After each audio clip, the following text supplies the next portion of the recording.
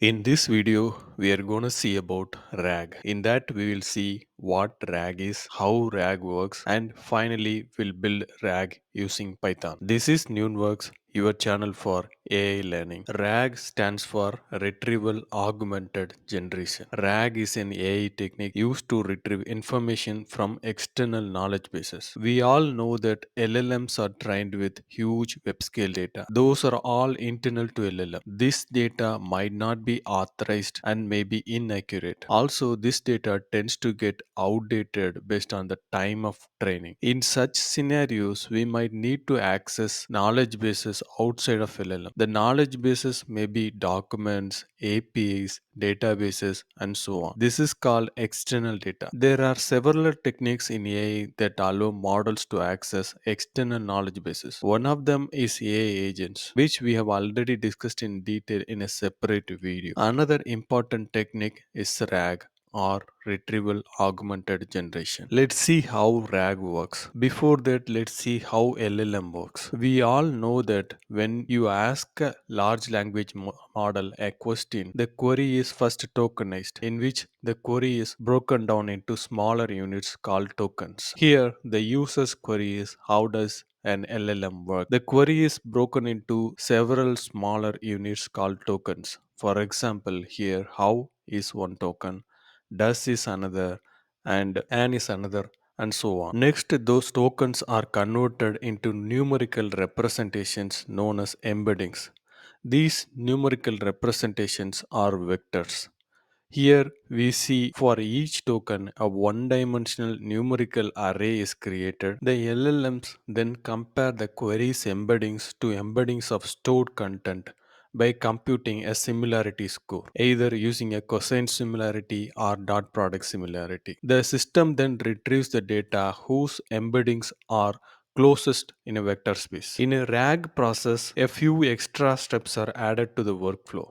When a user asks a question, the LLM first retrieves the relevant information from external knowledge bases. It then uses that relevant retrieved data to augment the user input and enhance the context, thereby providing the accurate response to the user's query. In RAG process, before querying LLM, the knowledge bases are first converted into embeddings. The knowledge base goes through a series of steps in which in a first step the knowledge base is divided into smaller chunk. Then each chunk is converted into embeddings and stored in a vector database. The LLM is later guided to reference these embeddings when generating response within a specific context. So when the user queries the LLM, in this case, how does an LLM work?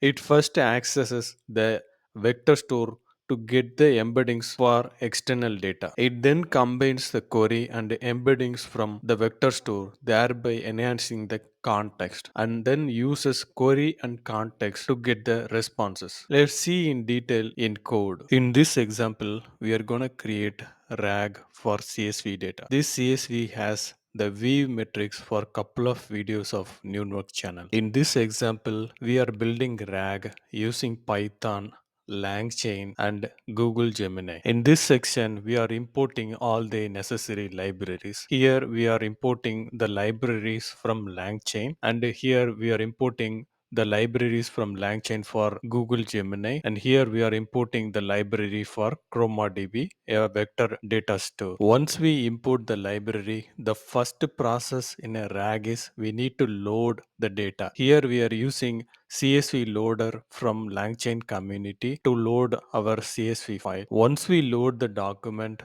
we need to split the documents into multiple chunks. We are using text splitter from LangChain to split the document into chunks, and each chunk is having size of 1000. After creating the chunks, we need to create the embeddings. In this section, we are creating the embeddings for a Gemini model. Here we are creating for each chunk we are creating the embeddings. After creating the embeddings, here we are storing the embeddings in a vector store. Here we are using ChromaDB store to store our vectors. In this section, we are creating the instance for the LLM and instructing the LLM to use the vector store to retrieve the data. Let's run and see our code. Here we ran our code. Everything is done. The vector store is created and the LLM is instructed to use the vector store. Here we are querying the LLM about what the topic of this document, and let's see what's the answer is for this one. Here we see the main topic of the document is video title Meet Claude, and then we are asking another query saying how many views are there for NVIDIA Studio. Here we see the title AI companies NVIDIA Spotlight has zero engaged views. This one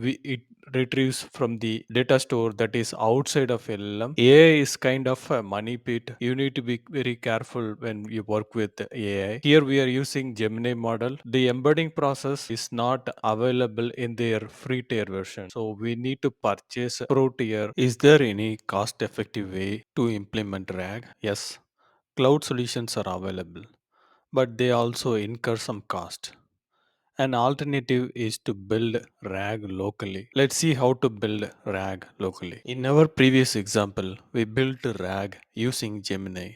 Here, instead of using Gemini, we are going to use sentence transformer for creating the embeddings and an offline model. Here in this section, we are importing the library for sentence transformer. If you see here, in our previous example, we imported Gemini, but here we are using C transformers, and we already offloaded a model from Hugging Face, and we are referring that model to create a LLM object. Hugging Face Hub offers various models.